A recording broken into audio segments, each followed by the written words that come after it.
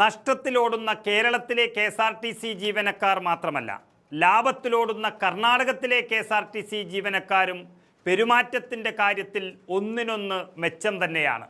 പല ഉപവിഭാഗങ്ങൾ ഉണ്ടെങ്കിലും കർണാടകത്തിലും ഇതിനെ KSRTC എന്ന് തന്നെയാണ് പറയുന്നത്.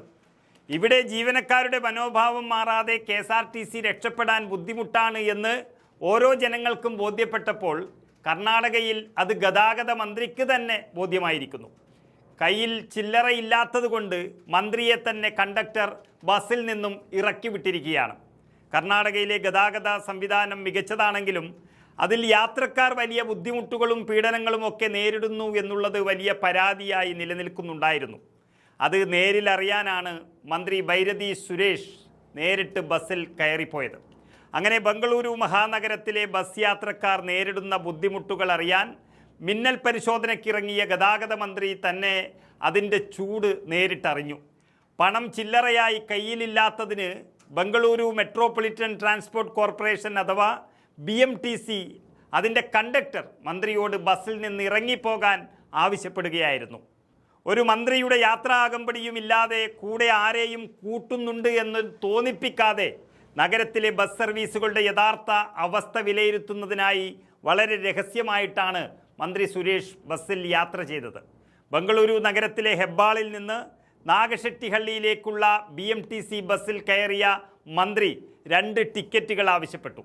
സാധാരണ യാത്രക്കാരെ പോലെ തന്നെ സംശയം തോന്നാത്ത രീതിയിൽ ടിക്കറ്റിനായി അദ്ദേഹം 100 രൂപയുടെ നോട്ട് കണ്ടക്ടർക്ക് നൽകുകയും ചെയ്തു.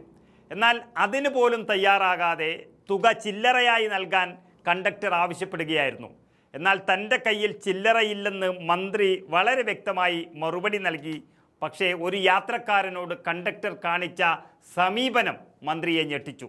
തൻ്റെ കയ്യിലും ചില്ലറയില്ലെന്നും കൃത്യമായ തുക നൽകാൻ കഴിയില്ലെങ്കിൽ ബസ്സിൽ നിന്ന് ഇറങ്ങാനും കണ്ടക്ടർ മന്ത്രിയോട് പറയുകയായിരുന്നു. പൂർണ്ണമായും ഒരു സാധാരണക്കാരൻ്റെ രീതിയിൽ യാത്ര ചെയ്തതും അതുപോലെ മാസ്ക് ധരിച്ചിരുന്നതിനാലും കണ്ടക്ടർക്ക് മന്ത്രിയെ തിരിച്ചറിയാൻ കഴിഞ്ഞില്ല. കണ്ടക്ടർ ആവശ്യപ്പെട്ടതുപോലെ കണ്ടക്ടറോട് മറുപടിയൊന്നും പറയാതെ മന്ത്രി ബസ്സിൽ നിന്നും ഇറങ്ങിപ്പോയി. കണ്ടക്ടർക്ക് എന്ത് ശിക്ഷ ലഭിച്ചു എന്നുള്ളതല്ല, കർണാടകയിലെ 10,000-കണക്കിന് വരുന്ന KSRTC ജീവനക്കാർക്ക് ഇതൊരു പാഠമായി മാറിയിരിക്കുന്നു. കർണാടകത്തിലെ ഗതാഗത സംവിധാനം തകർപ്പൻ ഫോമിലാണെങ്കിലും അതിലെ പുഴുക്കുത്തുകളായ ഉദ്യോഗസ്ഥരാണ് ഈ പ്രശ്നം എന്നുള്ള പൊതുവെയുള്ളൊരു ധാരണയാണ് മന്ത്രി പിടികൂടിയത്. ഇത് അവർക്ക് സ്വയം ബോധ്യപ്പെടാനും ഒരാത്മവിമർശനം നടത്താനും ഏറെ പ്രയോജനകരമായി എന്നാണ് ഇപ്പോൾ മാധ്യമങ്ങൾ റിപ്പോർട്ട് ചെയ്യുന്നത്.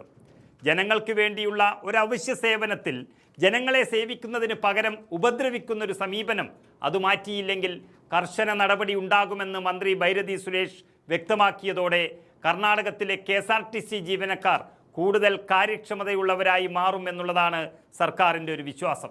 അതുപോലെ മന്ത്രി സാധാരണക്കാർ ഏറെ ഉപയോഗിക്കുന്ന ഓട്ടോറിക്ഷയിലും യാത്ര ചെയ്തു. ഇതേ നാഗശെട്ടിഹള്ളിയിൽ നിന്ന് അല്പദൂരം മന്ത്രി ഓട്ടോറിക്ഷയിലും യാത്ര ചെയ്തപ്പോൾ മീറ്ററിൽ കാണിച്ച 30 രൂപയാണ് എങ്കിലും ഡ്രൈവർ 36 രൂപയാണ് ആവശ്യപ്പെട്ടത്. ഇങ്ങനെയുള്ള അമിത ചാർജ് ഈടാക്കുന്നതും അന്യനാട്ടുകാരെ കഴുത്തിറക്കുന്നൊരു ചാർജ് വാങ്ങിക്കുന്നതിനുമൊക്കെ കടിഞ്ഞാണിടാൻ മന്ത്രിയുടെ തകർപ്പൻ നീക്കം സഹായകമായി എന്നുള്ളതാണ് റിപ്പോർട്ടുകൾ പറയുന്നത്. ഏതായാലും ജനങ്ങളോട് ഏറ്റവും അടുത്തു നിൽക്കേണ്ടുന്ന KSRTC ജീവനക്കാർ ഇനിയും കൂടുതൽ നന്നാവേണ്ടതുണ്ട്. അതാണ് കർണാടകയിലും ഇപ്പോൾ കണ്ടെത്തിയിരിക്കുന്നത്.